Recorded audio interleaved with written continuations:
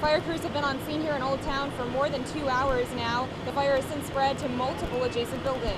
Something notable about this Equal Rights Amendment is the large number of co-sponsors. If you look at the fine print, you'll see senators and representatives supporting it from all corners of the state, from Kittery to Calais. But right now, I'm joined with Scott Ogden, who is the communications director for the Mills campaign. So, what is the feeling tonight? Have you talked to Janet Mills today? So parts of the border are more isolated than others. I'm standing in Baileyville right now, but behind me across the railroad tracks is Canada. I'm told there's a train that comes through here 2 or 3 times a day. The death is believed to be suspicious, and officials say when they got to the scene, the car was in the very back corner of this rarely used parking lot, facing away from the street.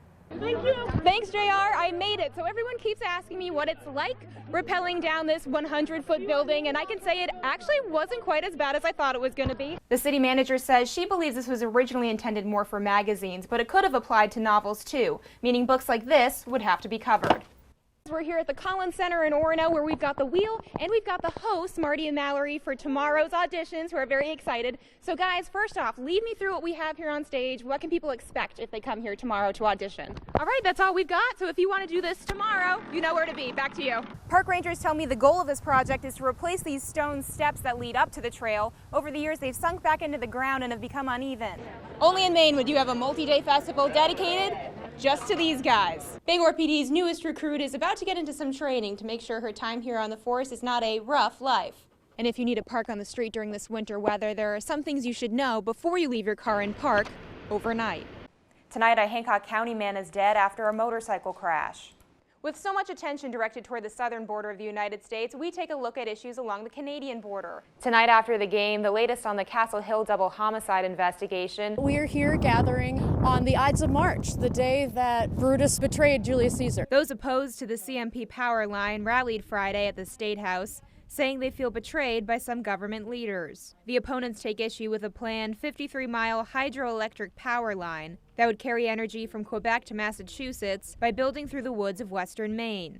A bill in the legislature could delay that process by requiring a greenhouse gas emission study from the DEP. I'm really skeptical that this project has any benefits to Maine people. We need to know whether the greenhouse gas impacts are real. But project representatives testify they've already done greenhouse gas studies. They also say the power line would bring more than 3 million metric tons of carbon reduction, the equivalent of taking more than 700,000 cars off the road. Our major concern is what we consider the existential risk of climate change, and any delay in this project coming online is critical. Others favoring the CMP transmission line say they are against the bill because it needlessly delays approval from state agencies. This bill circumvents that insulation for one project and one project alone. That's a problem. Some lawmakers are undecided on the bill for the same reason. I think we need to be careful that we don't add additional standards at the last minute, especially if that information is already available in the file. But those against the power line believe it's not as green of a deal as project leaders say. It would be shifted power that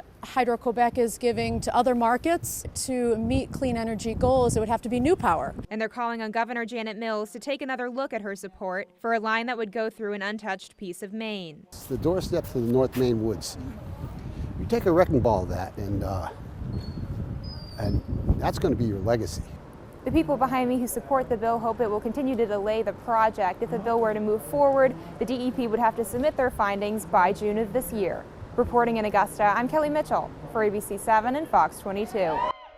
The United States' southern border with Mexico has captured the nation's attention and many of its resources. While the spotlight may not always shine on our boundary with Canada, the work done in this part of the country is crucial for national safety. Here's a look at how Border Patrol agents keep watch over the rugged terrain of the edge of Maine's Washington County.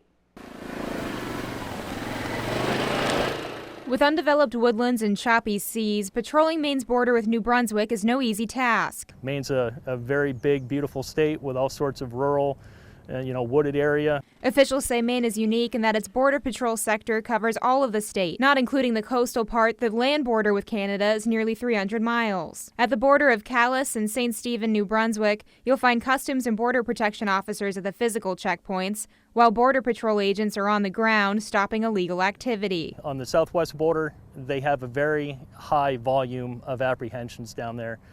We don't see that up here. Still, here in Maine, the number of people caught entering the country illegally is rising. According to numbers from Customs and Border Protection, there were 52 apprehensions in fiscal year 2018. That's up from 30 in 2017 and 25 in fiscal year of 2016. And with rising numbers, agents keep in mind the terrain they're dealing with. It's just rugged and remote, and kind of a lot of parts of it are difficult to access, so we need special vehicles and tools. Much of Washington County's border is made of water, either the ocean or a river. Aside from the usual points of entry, officials say there are 3 train crossings in the greater Calais area that don't have an official checkpoint. So parts of the border are more isolated than others. I'm standing in Baileyville right now, but behind me across the railroad tracks is Canada. I'm told there's a train that comes through here 2 or 3 times a day. Trains from nearby paper mills are expected to check in with the port of entry in Calais, but the train is not physically inspected when it crosses the bridge. Instead, areas like this and further north closer to Holton have technology like real-time cameras and ground sensors. The ground sensors that we have merely indicate that something is going on, but not exactly what. With the cameras, we're actually able to see what is going on. We have seen people crossing illegally across, well, just walking across the train trestles, and so we've had some people that we've arrested. Closer to Holton, the border turns into more of a true land border. Known as the Slash, the border is a gap in the wood line between the 2 countries. Near Amity about 5 years ago, Border Patrol agents say they stopped a man associated with the Hamas terrorist group who was in the woods for 3 days. And while Maine's geography offers challenges, it aided in his capture. That happened in October, so he was kind of cold, pretty tired out there after 3 days, so he was ready to get caught. Of the 21,000 U.S. Border Patrol agents stationed nationwide, about 200 are here in Maine. They say they do the best they can with the resources they have. The geography of it is that it's a lot of area to cover and not as many resources as we could use. The agents I spoke with started their Border Patrol careers at the southern border and say Maine's environment presents some special challenges. In part 2, we'll take a closer look at the water border that separates Washington County and Canada by going on patrol with Marine agents off Eastport. Back to you. Only in Maine would you have a multi-day festival dedicated just to these guys. You won't leave here hungry, that's for sure. People from all over the country turned out for the 72nd Maine Lobster Festival in Rockland. We came up from South Carolina. We decided Sunday, when we heard about this, we were going, so in the car we went. We were here last year and couldn't miss it again this year. We already ate our lobster roll. Along with the, you guessed it, seafood vendors, there's carnival rides, artists, and cooking competitions. Organizers say more than 100 vendors attended this year, including some from as far as Florida. We give all of the money back to the community above and beyond our operating costs. After some controversy last year when the Sea Goddess lost her title over posts online, organizers say they've made positive changes. Some of the littlest lobster lovers agree a good time was had by all. So I am at this lobster festival, having a great time. Well, what are you guys going to eat today? Fish and chips. For those not looking for whitefish, we're told the festival serves between 15 and 20,000 pounds of lobster. I got to meet one of them while setting up a camera shot. Kelly, I'd like to introduce you to Marcus. This is Marcus the lobster. The verdict is still out on why that lobster was named Marcus, but we know why people keep coming back. The community all comes together. All the people from the greater Rockland area step up and they welcome the world. Reporting in Rockland, I'm Kelly Mitchell for ABC 7 and Fox 22.